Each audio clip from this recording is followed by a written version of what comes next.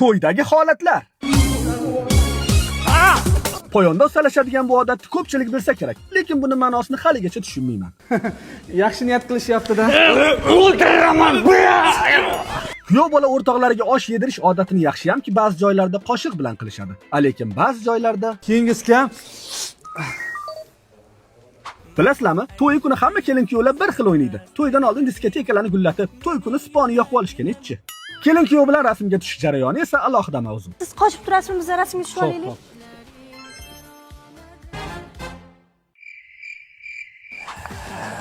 Uka qaravor.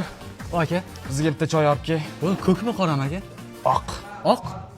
Hamma to'ylarni oxirida bo'ladigan kuyov jo'ralarni mana bunaqa raqsni nima deylardi? Tushunishimcha kelin otgan gulni yerga tegmoqchi bo'lgan qizlar ushlab olish kerak-a? Bolla, uydagilar o'ynayapti, qistir-qistir qilib yuboramiz-a? Bitta sigaret chekib kelay. Maydaymi? Yo'q. Bir maydalab kelamiz. O'sha kuni qanchadan qancha pullar mana bunaqa prisoslarning dastidan o'zingga nasib qilmaydi. Dadajon. Tushunmadim.